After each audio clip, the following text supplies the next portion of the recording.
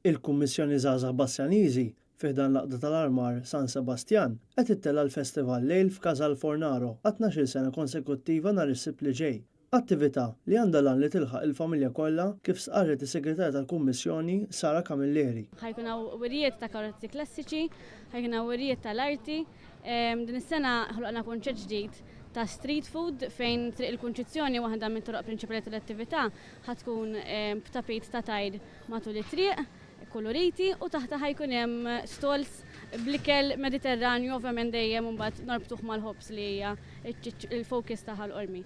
Ma jonqosux ukoll iż-żoni fejn wieħed jista' jitrejjaq mill-kċina Maltija għal mużika tal-bands Maltin. Kien hemm ukoll ovvjament ikel tradizzjonali Malti mifrux mal-attività, beer area fejn wieħed jista' wkoll imuru jiddiverti hemmhekk quddiem l-istage prinċipali fejn ħajkonna l-Storja Kanta flimkien ma' Trevor Zara, ħajkonna il-band ta' Kerstin Graham u wkoll nispiċċaw Bread Electric. It-tfal se jkollhom ir-rokna għalihom bi spettaklu ta' pupazzi u diversi lob tradizzjonali Malti bħal boċċi u l-passju.